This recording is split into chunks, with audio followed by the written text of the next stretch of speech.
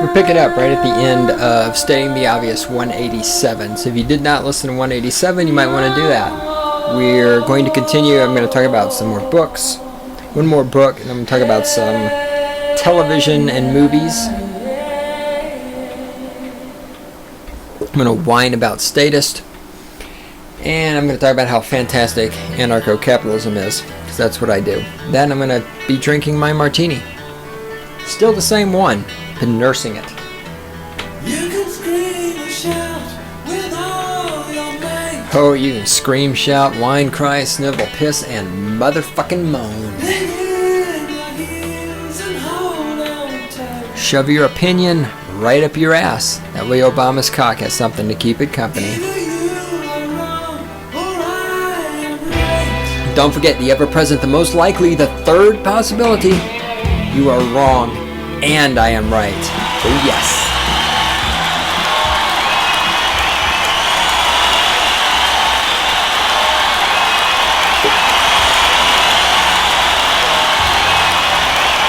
The rain has come and gone here in the People's Republic of Fort Collins. I really want to go outside and take a walk because I need the exercise. It's been on my ass all day. This is a Stating the Obvious podcast. It is the weapons platform from which I launched the cruise missile of my intellect. The cruise missile that homes in on and destroys stupid motherfuckers all around the world. It is a nuclear-tipped cruise missile.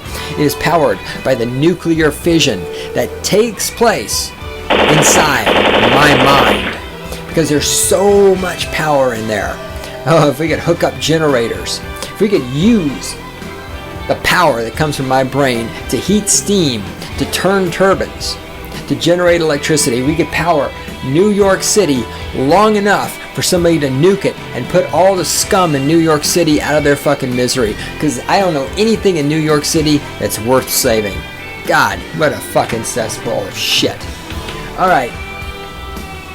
I really don't feel like doing the intro spiel 2 times in one day, even though these podcasts are coming out on different days. Fucking deal with it. I am the great one himself, founder of Cynical Libertarian Society, not the optimistic Libertarian Society, the fucking cynical Libertarian Society. And by libertarian, I don't mean Republican, I mean motherfucking hardcore anarcho-capitalist. In the control room over there is the lovely and adorable Randy. You can send us email to god@cynlibsoc.com. You can find us on the interwebs at cynlibsoc.com. And we are on YouTube, of course, and we are on Stitcher. And give us your fucking bitcoins, you motherfuckers. And fuck Hussein Obama. And what else was I going to say? I was going to say something else. God damn it, I hate when my brain stops working. I don't know, but I'm sure it was going to be important. Whatever. What are you talking? Shush, woman, just shush. Remember, women should be seen, not heard. That's why you're on the other side of soundproof glass, okay? Just turn around and bend over. That's all I need from you. I like to say stuff like that every now and then so that the feminazis and the femistatists in the audience get pissed off. Wait, I have no femistatist in my audience. Oh man, over on YouTube, I had some femistatist leave some comments on my podcast about the one about, which one was it? Damn it. What the hell was the name of it? I think it was entitled, yes, no, it wasn't that way. It was something about women should shut the fuck up and get back in the kitchen. Anyway, had some feminist. All right, hold on. Time out. My brain is getting ahead of my mouth. Deep breath. I have too much going on. All right. I'm thinking about this and I'm thinking about that and I'm doing this. All right. A feminist left a bunch of comments on one of my videos, and she got engaged in a debate with one of my regular listeners over on YouTube. And so I will be doing a episode of Stating the Obvious, talking about their discussion at some point in the future. Okay, calm down. I just came off of ranting about, fucking hippies who want permission from the government to smoke dope so they can pay taxes on it.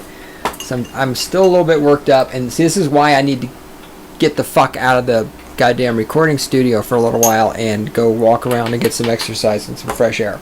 When we're finished recording this, I'm going for a walk. You're going to do the post-processing. I'm going to go for a walk. You heard me. Do not tell me that shit, woman. Alright.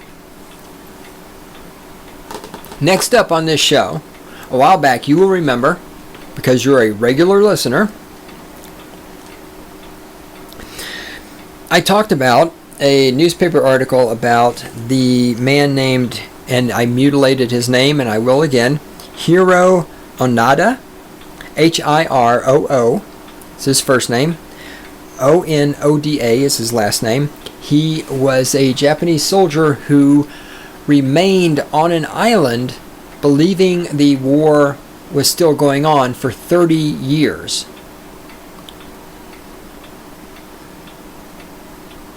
They finally got him off the island, convinced him the war was over, all this other stuff. And I talked about how this was a classic example of how statism not just destroys individual lives, but also retards social development. Because this man had such a level of, and you can make value judgments on this if you want, and that's fine. I'm not saying that value judgments shouldn't be made, okay? But let's just try to look at it from as objective a perspective as possible and leave aside the war and the statism and all this other stuff.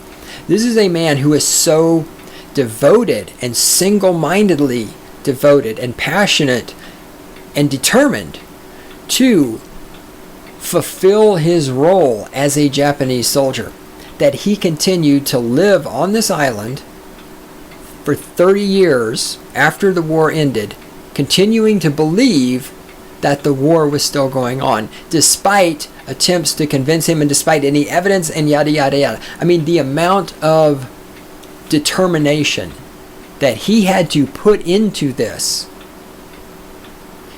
in order to do what he did. Again, you could say it's misguided, it was misplaced, but yes, there's legitimate arguments to be made for all of that. All I'm saying is think about if that kind of single-minded devotion and determination and willpower, what if that was applied to curing cancer? What if that was applied to providing clean drinking water for people in Africa where they don't have clean drinking water? Think of all the things. This is the opportunity cost. Think of the opportunity cost. Think of everything civilization and society has lost. Because if he would have taken that effort, that energy, that determinism, and applied that to something beneficial, think what could have been accomplished. But instead, all of that was just destroyed. It was used for something as useless and stupid in the first place as war, when the war was actually happening. But even after the war was over, it was all just lost. I mean, it was just pissed down the fucking toilet.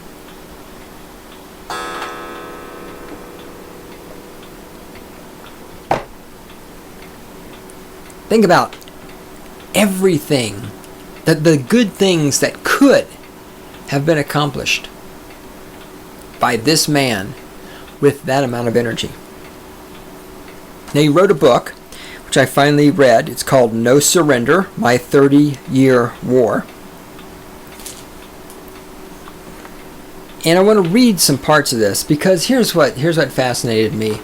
And well, he's going to talk about it himself. So people left out there for him newspapers and magazines and photographs and all this other stuff in an attempt to convince him that the war was over.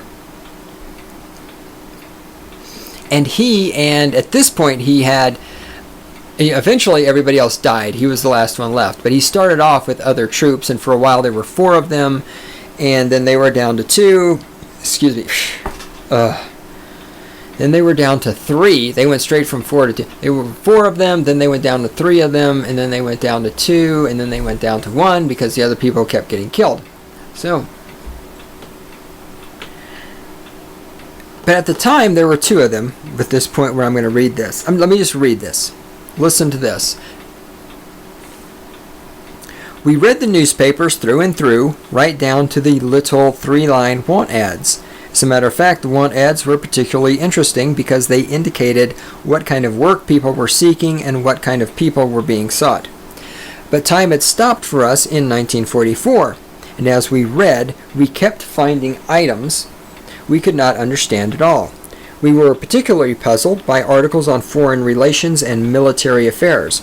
Sometimes, after we had read them several times, they still meant nothing. It was difficult to tell, for example, which countries are now on Japan's side and which were not.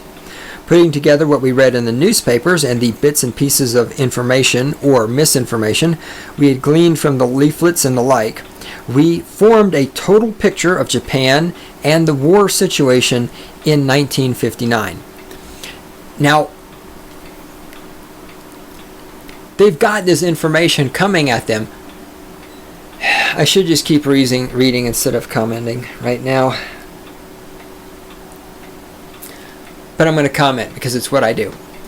Listen to, as I read, the way they take this information and how they twist it and hallucinate about it to make the information they have fit the perspective they want to force on the world. Listen as they take information that conflicts with their worldview and how they twist it to make it fit their worldview.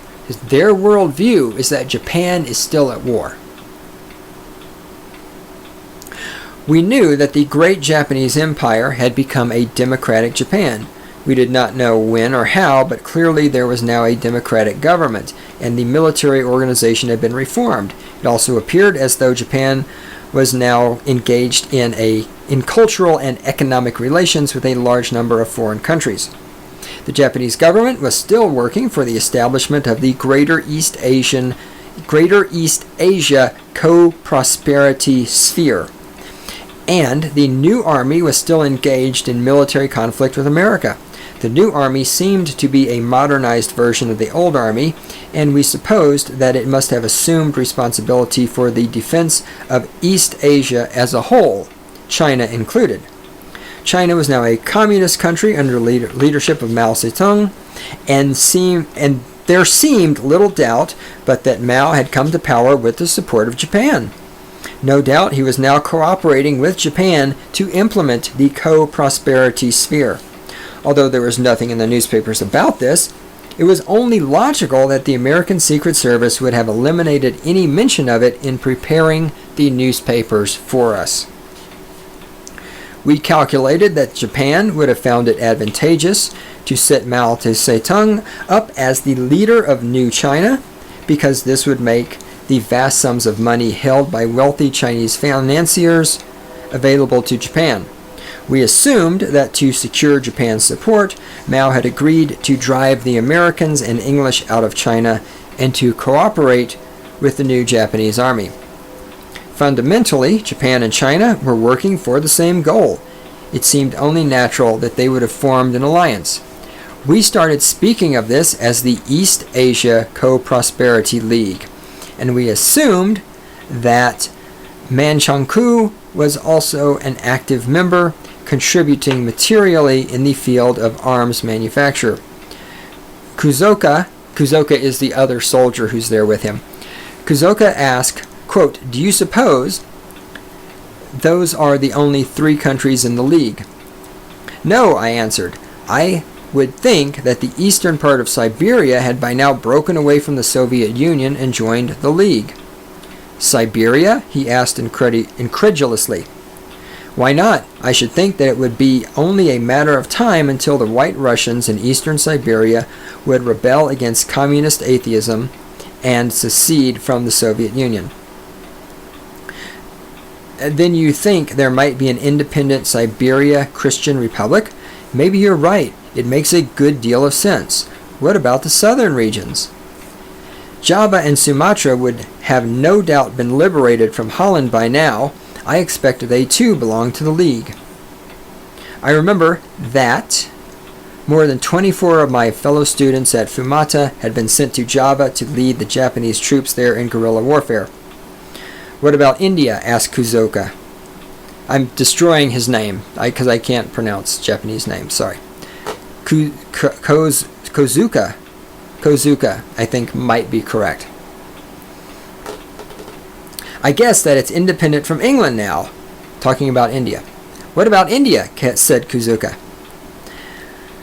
I guess that it's independent from England now, and that Chandra Bose is president or premier or whatever the head of the country is called. I can't decide whether I think it belongs to the League or not. What do you think? Well, my guess is that it's at least a friendly nation. Australia may still be holding out, but it shouldn't be too long before the Australians join us too. Anyway, that leaves us with East Siberia, Manchukuo, China, Java, and Sumatra, all in the League supporting Japan in the war against America and England. The big question is, when will the Philippines split off from America and join our side? I think it's only a matter of time, I said confidently. And this just goes on as they read these newspapers and they create these elaborate fantasies to explain how the war is still going on,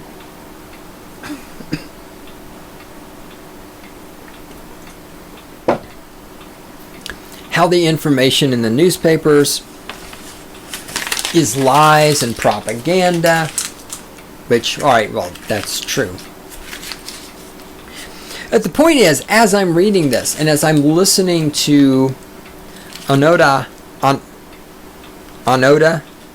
however, I'm fucking his name up, however you say his name, that I'm fucking up, as I'm reading his words, fuck!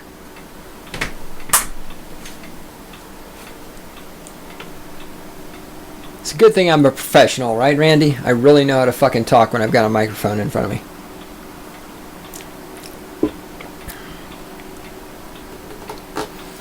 As I'm reading him write about all the ways they took this information and twisted it to fit the worldview they wanted to shove the world into, it reminds me, of course, of statists. Because you statists do exactly the same thing. Now, these guys out here on the island, isolated, you might say, well, but they were isolated, they didn't have any other outside information, so they're taking the small amount of information they have and they're trying to put it into context. Nobody does that today because, of course, we have the internet. We're so smart, we can Google things. The fact is, these two men, there are three when there were three of them, one when there was only one of them, were living in an echo chamber. The echo chamber had the worldview of Japan is at war with America. And everything that was shouted into the echo chamber just echoed off the walls of Japan is at war with America. The Americans are evil, the Japanese are great, yada, yada, yada. In the same way that they took this information and just twisted it with these delusions and hallucinations and fantasies to fit their worldview, you see the same thing. Talk to people who support Obama. Ask them, didn't Obama say that if you liked your health insurance plan, you could keep it? Well, of course he did. And yet all these people are losing their health insurance plans. And people who support Obamacare will outright tell you that's not happening. Or they'll tell you that Obama never said you could keep your plan. Or they'll tell you that's not what he meant. Obama clearly lied. George Bush, the first George Bush, no new taxes. Then he raised taxes. He clearly lied. Hardcore Republicans will make excuses because all of you people take the information you get and you twist it and you hallucinate about it. And you create these delusions so that you can get this to fit inside your echo chamber. The internet doesn't help, because if you say to somebody, I want you to do some research on Obamacare, somebody who's a Democrat, to do their research on Obamacare, they're going to go to MSNBC and they're going to go to the Brookings Institute. And they're going to get information about Obamacare from people who think Obamacare is the greatest thing ever. Their opinion will never be challenged. Confirmation bias is what it's called. If you find somebody who's opposed to Obamacare, you tell them do research on Obamacare, they're going to go to Fox News and they're going to go to Heritage Foundation. It's the echo chamber. You don't have to be out in a jungle, isolated, believing that the war is still going on in order to create hallucinations and fantasies and delusions in your mind about the way the world actually is. When you talk to any statist and you say to them, well, without the government, the people who build the roads would be the same fucking people that build the roads now. Construction companies that have road building equipment. But every statist has this delusional fantasy that they create in their mind. Well, no, without the government, nobody can build a road. Right? Without the government, the national forest won't exist. Trees don't grow without the government. We have to shut down the forest if the government runs out of money. This is all pure hallucination. It's pure hallucination. And these are people who have Google. They've got the internet. They've got their iPads and their iPods and their iFuck-yous and their fucking cocks, and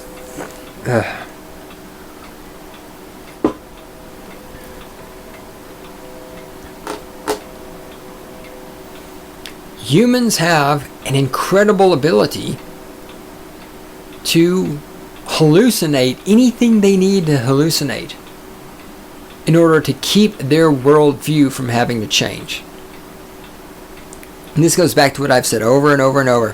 When people tell me, well, maybe you need to change. No. As I explain over and over and over, I've been there. I've been a fucking Christian. I've been an atheist. I've been a Republican. I've been a Democrat. I've been a socialist. I've been a conservative. I've been a liberal. I've been a progressive. My shit has changed. It's those of you who come to me and say, I've been a Democrat all my life. And those of you who listen to this podcast, you've heard this all before.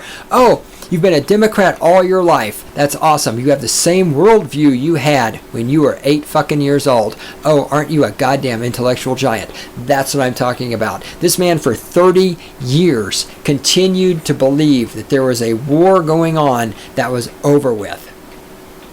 You people out there, I've been a Democrat all my life. I've been a Christian all my life. I've been a Republican all my life. You're a fucking idiot. For all of your life, you have been taking every piece of evidence of the world around you, every piece of evidence that says there's no invisible man in the sky, every piece of evidence that says the state is a failure, every piece of evidence that says the war on drugs is a failure and is responsible for the murder of countless people, every piece of evidence that says the war on terror is a fucking failure and can't be won as it's stupid anyway, every piece of evidence that says the terrorists don't hate us for our freedom, the terrorists hate us because our government, our democratically elected government, is murdering people in their countries. You take all of this evidence and you just fucking ignore it. You twist it around and you mutilate it and you make it fit into your worldview. Why is it Obamacare isn't going to work? Well, it's because of those Republicans. We've been pumping shit tons, billions and billions and billions and billions of stars. Oh wait, that's Carl Sagan. Billions and billions and billions of dollars into the war on drugs, and you can still get marijuana on any fucking street corner. We pumped billions and billions and billions of dollars into the war on poverty. There's more poor people than ever. And asking why are there? Well, it's because of Republicans. That is some twisted world. The Republicans are not causing poverty. If the fucking welfare can eliminate poverty, why is there still poverty?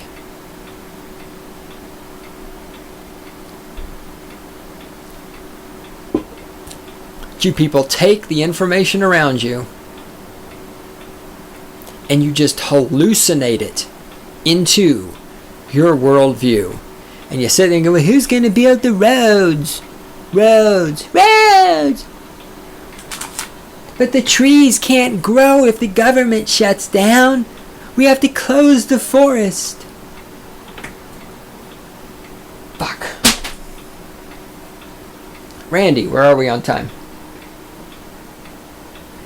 Shit. Alright.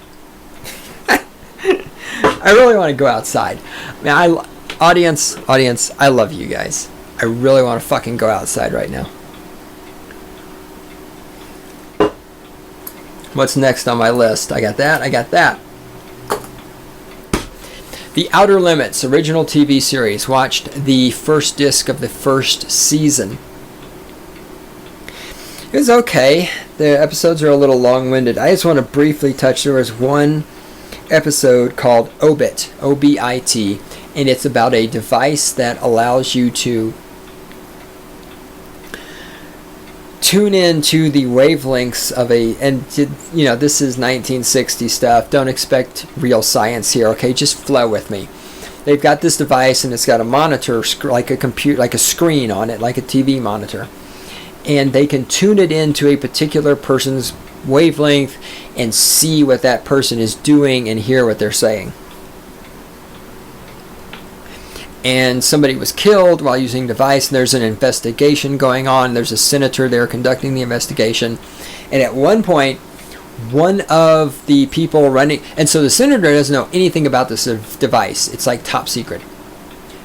And one of the people in charge of the O.B.I.T program says to the senator during the investigation, I'm not making this up, almost word for word, says to him, because the senator's like, well, don't you think this is dangerous for somebody to be able to see what other people are doing all the time and eavesdrop on them? And the guy says, if you have nothing to hide, you have nothing to fear. Not making this up, my friends. Not making this up. Sound familiar? In the end of the episode, it is revealed that these devices were put here by aliens who are on their way to invade the planet Earth. And there's a whole bunch of these devices spread around. And the point behind the devices is that by allowing people on the planet Earth, humans, to spy on each other from a distance in a way that can't be stopped, it will foment great distrust among humans, and that way when the aliens show up to invade us, it will make it harder for the humans to unite against the aliens and fight back.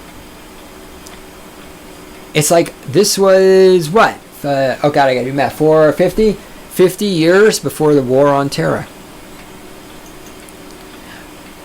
Allowing the government to spy, it's just like the Stasi in East Germany. Everybody's spying on everybody. You can't trust anyone. We got that now. You see the fucking posters all over the place. If you see something, say something. Spy on your neighbor. I'm waiting for somebody to fucking turn me in for being an anarcho-capitalist. It's just really interesting. I found it interesting. The remake... God, I tried. So I also got the Outer Limits, the remake.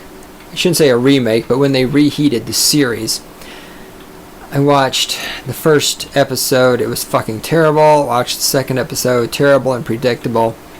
And I did a lot of this watching with the fast forward button pushed because there was not enough going on that I actually needed to hear dialogue because they're really fucking shallow. I'm on the third one now. We'll see how long that lasts. Alright. Thanks, Randy. You know that thing I needed to get? I forgot to get it. You guys hold on a second. I gotta go do this thing that Randy was supposed to remind me to do, but she didn't remind me because she's a girl, and it's always the girl's fault. Don't believe anything girls tell you. It's always their fault. Alright, hang on.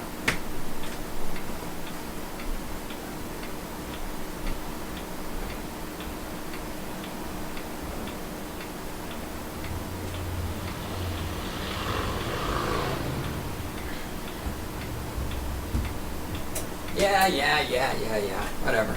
Just don't give me any smack. Don't. No. No smack. Don't make me come in there. You will not like it. Alright, I did Randy's job for her.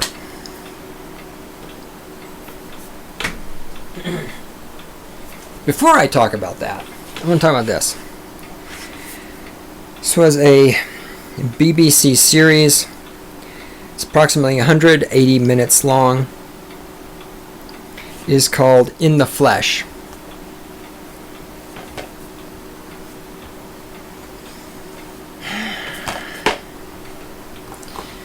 So when I got this, it's a zombie series. I think it's three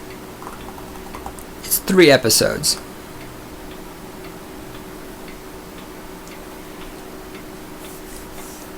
So somebody gave me this to watch, and I was like, oh God, another fucking zombie movie. Because really, I think we're getting done with zombies. But I put it in anyway, because I'm like, alright, I'll take a chance on it. You know, fast forward button, eject button, I can suffer through anything. So I started watching. Alright, here's what's going on. It's in England, there's zombies. The zombie outbreak has been contained. And they can take people who are zombies, and by pumping medication into them, and you have to pump the medication in every day through a hole in their backs, right into their spinal column, you can restore them, you can restore their brain so that they are them again. They're not a zombie trying to eat people. Their body is still dead, but they're not, their consciousness is back. So I'm watching this, I'm going, okay, this is an interesting thesis. This is different, at least. So the government, of course, because, I mean, you know, if it weren't for the government, who would rejuvenate the zombies, right? The government is collecting zombies and processing them with the drugs and everything, and then restoring them to who they are and shipping them back home. And our story follows this young man named Kiernan Walker.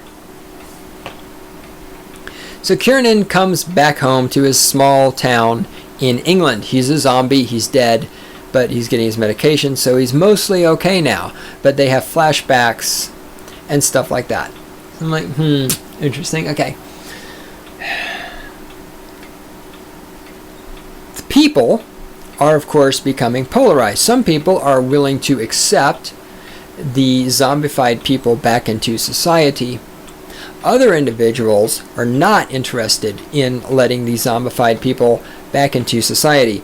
At this point, it becomes fairly clear that what's going on here is that the zombies are what I want to say, they're an analogy. I need to look up analogy and allegory to make sure I'm using my words right. They're an analogy to discrimination, right? It's like, oh, we can't let black people in the diner. So we can't let the zombies in the diner. So the zombies are being discriminated against. They're a minority group. It's political correctness. So at this point, now I'm going, oh, good fucking God. Political correctness disguised as a zombie movie. Alright. Things move forth. The town that Kiernan comes from, that he goes back to, his parents are there, he's got a sister. This town was a town where the first human defense something. Basically, it was some people who, instead of waiting for the government, imagine this, instead of waiting for the government to come save them from the zombies, they got guns and stuff, and they fought back against the zombies. They're like, called themselves the Zombie Defense League or something like that. Anyway, this town was where the first group of people banded together and called themselves that and started fighting back, and then it spread. And the person who started it was this ex-military guy who hates the zombies who are being brought back to life, the rejuvenated zombies, we will call them. So he's kind of like the leader of the Ku Klux Klan. Except he doesn't hate black people, he hates the zombies, and he wants to ban them and keep them out of town, and he thinks they should be killed and all this other stuff. Things progress, and we find out that I'm going to refer to him as the Ku Klux Klan guy because I don't remember anybody else's name. So the KKK guy It turns out he has a son who was killed in Afghanistan in the war. Well, they found his dead son as a zombie. They rejuvenated his dead son, and now they're sending him back home to his father, who hates the rejuvenated zombies. So now, as you might guess, we have a little moral dilemma. Now, by about this point, and there's a little political correctness in here, but not much, actually. I forgot to mention, it's critical when I tell a story that I put relevant details up front. So as I saw what was going on initially with the, zombies are a minority, yada, yada, yada, I was like, oh my God, this is going to be the biggest fucking piece of shit ever.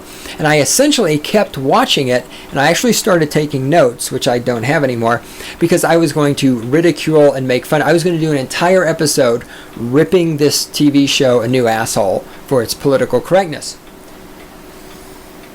So I was 100% prepared for the worst. Okay, so we went through a little bump there where it started to nauseate me, and then it started getting good. The characters were developing, and I have in my notes to talk about this. I'll talk about this later. The characters were developing, the dialogue was well written, people were believable, and it was really starting to come together, to my surprise. And again, this is why, the echo chamber, those of you who only expose yourself to shit that you already know you're going to like, right? I only read books written by Democrats. I only read books written by Republicans. I only believe what Obama says. I only believe what Sarah Palin says. Those of you who go through the world with this preconceived notion of what you're going to like and don't like, and you only expose yourself to things that have been approved of by the particular slave master that you worship. This is why you people will always be losers. You will always be losers. You will never be able to change or expand your worldview. You will never be able to encompass greater understanding of the cosmos, because you are only allowed by yourself to expose yourself to that which has been approved of by your particular slave masters. This was a TV series that 5 minutes into it, I was totally prepared to hate this and call it a giant piece of liberal propaganda bullshit. I was totally prepared to wipe my ass with this thing, but I stuck it out, because I was willing to expose myself to something that I knew, and at the time I knew I was not going to like this series. Okay, so the KKK guy, his son comes home as a zombie. The KKK guy, much like you, goes into this complete state of denial. He just creates this illusion worldview that even though his son is standing in front of him, a dead zombie, brought back to life, rejuvenated, whatever we want to call it, he creates this delusion in which his son never died and was never a zombie. Just like the guy, even though he saw newspapers indicating Japan's no longer at war, he created this hallucination in his mind that the war was still going on. So the KKK guy is hallucinating that his son is not really a zombie. Now at this point, we will call him Afghanistan guy, because I don't remember his name. The son of the KKK guy who died in Afghanistan, came back as a zombie, now a rejuvenated zombie. Alright, it turns out that Kiernan, I only know Kiernan's name is Kiernan because I have the DVD right here in front of me and his name is on it. The zombie teenager Kiernan Walker isn't comfortable in his undead state. He didn't want to come back, he wanted to be dead. And he wanted to be dead because he remembered killing people as a zombie, and he feels really guilty about it. Again, a little bit of white guilt, right? That's the play. That's the other, the zombies are the minorities, the white people are oppressing them, but he feels guilty about killing people, even though it was under his control. That's the white guilt here in the United States. Everybody, I feel so guilty about black people. Oh, I'm sorry, did you bring any slaves over? I didn't bring any slaves over. I've never owned any slaves, never sold any. I don't feel guilty about black people at all. You want to talk about white guilt? Why don't you go talk to the politicians who run the welfare system? I have no white guilt. I have no fucking white guilt about black people, American Indians, any other motherfucker. Zero white guilt. I've never killed an Indian. The government did. The government that you support, the government that you obey, the government that you worship, that government killed American Indians. Killed a whole fucking shitload of them. You should feel guilty because you support the people who murdered the Indians. I don't. So we got the white guilt, we got minority status, blah, blah, blah. I'm prepared to hate this thing. All right. It turns out, get ready for this, it turns out that Kiernan and Afghanistan guy were both, okay, that they were in love with each other. Let me say it for you again. Kiernan Walker, before he was a zombie, when he was a living man, and the Afghanistan dude, before he was a zombie, when he was a man, they were in love with each other.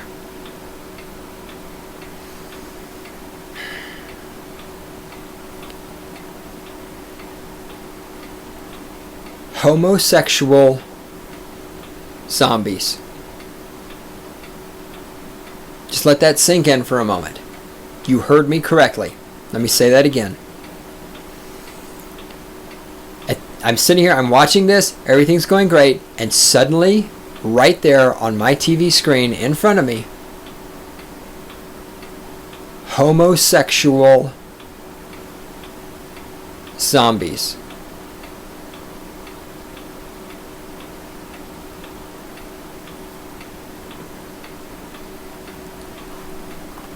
And you know what? It was very skillfully done. Remember now, you're listening to the person who screams about how the homosexuals should shut the fuck up about wanting to legalize gay marriage because they shouldn't need permission from the government to get married. You're listening to a person who has ripped homosexuals a new asshole countless times over the 9 fucking years I've done this podcast. The word homosexual was never used. This is important. This has nothing to do with it. This could be about anything. So just fucking, if you're a GLBT, EAR B7439 sled PC, whatever the fuck, I'm an ally. Oh, I'm straight against hate. Yeah, you're not straight. Shut the fuck up. All right. No, there's a lot of things about you homosexuals out there I don't like, but just shut the fuck up and listen, because I'm trying to fucking teach you something. I'm trying to fucking teach you something, along with teach you that you don't need permission from the government to get married, but you're such fucking slaves that you just can't give up your attachment to Obama's ballsack. It became clear through the dialogue that they had been in love with each other.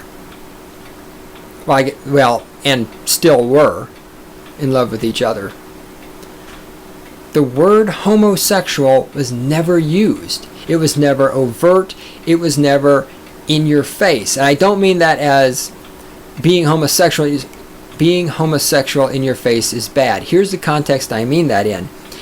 In writing, and you've all seen this, you've read this in books, you've seen this in movies, you've seen it on TV. Excessive exposition. Why, hello, George. Where have you been? Well, hi, Bob. I was at your house. The new house that you just bought where your mother is living now after you moved her here from Orange County?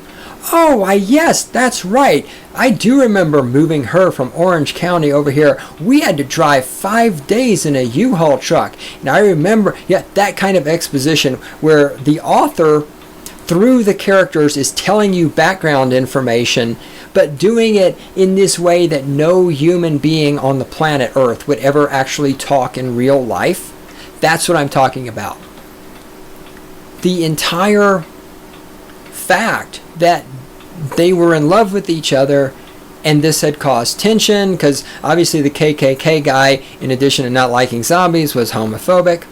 course, again, not afraid of homosexuals. I'm not afraid of homosexuals. I just want you to shut the fuck up and stop being slaves and stop voting for people who want me to die. I'm not afraid of you. I just want you to shut the fuck up. So homophobic is not really a good word for me to use. But anyhow, the KKK guy didn't like homosexuals, and his son's a homosexual, and he didn't like zombies, and his son is a zombie. He's kind of in a little bit of deep shit right now. He's got some issues, as they would say, that he needs to deal with. But the point is, this is critical, because if they just would have taken the homosexual zombie shit and just shoved it in the face of the viewer, and there's a couple of times in this series where they poked fun at the state. There is some stuff in here where the government got kicked. Well, all this is building up to is I'm going to tell you, you should watch this series. Again, it's called In the Flesh. You should watch this. The dialogue was really well written. It was very subtle. The conflict here that comes from both of them being homosexual and the problems that caused in this small English community with the KKK guy being an asshole, all of this was explored very powerfully and very realistically. And it was good. I mean, if this had been done wrong, like I said, we've got the white guilt, we've got the zombies are minorities, and now we've got homosexual zombies. If this had been done wrong, this could have been just fucking terrible beyond words. And yet, it was written really, really well. I mean, really well written.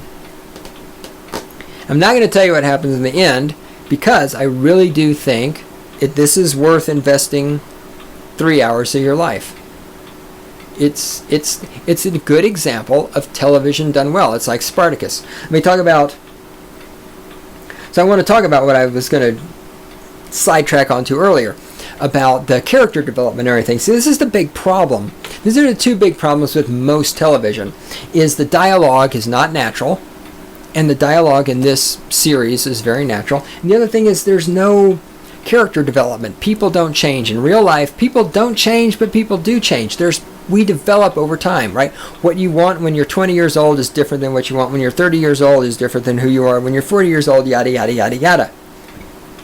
In TV series, like the original Star Trek, which I love with a passion, but original Star Trek, every episode happens, and at the end of the episode, it's like the reset button is pushed, and there's never any character development.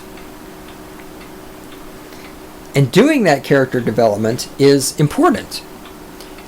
Doing the character development and having the characters change and creating realistic characters who have strengths and weaknesses and all these other things, this is hard stuff. This is difficult writing. You look at series that have done this well. X-Files did this well. Dana Scully started out believing Mulder was a crackpot and spying on him and all this other stuff, and in the end she became a believer. You look at Spartacus, great character development. Spartacus shows up, he's all rebelling, then Badiatus says, I'm going to bring you your wife, and then he's all happy, and his wife is coming, and then his wife dies, and he's like, oh, Badiatus, I'm pissed off, I'll just be your puppy dog now forever. And then Spartacus finds out that Badiatus killed his wife so that Spartacus would be obedient, and then Spartacus transforms again and says, now I'm going to fuck your world up, right? Character development changes. Look at Babylon 5. Character development changes. Malari, just through the series, he starts as this nobody, nothing backwater ambassador and ends up the fucking emperor of his empire. Character development changes. These things actually are seen in this series, and it's really well done. I've already said that. I've said that like 1,000 fucking times.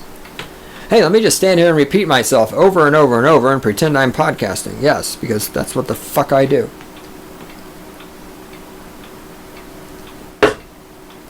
Homosexual zombies. I mean, you can make fun of that a lot. If that was not handled well, it would be, people like me would just be ripping at a new asshole. But I'm not. I'm sitting here telling you that it's well written, the dialogue is great, the characters are interesting. You should watch the TV series called In the Flesh, even though it's about homosexual zombies. If this had not been done right, you would have gotten an entire episode of Stating the Obvious, of me just ripping this thing a new asshole. And I'm almost out of time. I'm not going to be able to talk about everything else I wanted to talk about, probably. Let's see if I can do this. Alien 3, the worst movie in the Alien. I know Alien Resurrection was bad too, but as I recall, the special effects were pretty good. The aliens good. All right, Alien 3. Apparently, there is a longer version, the one that they originally put together, but then didn't get released. I watched it. It's not any better, trust me, but it does explain one thing.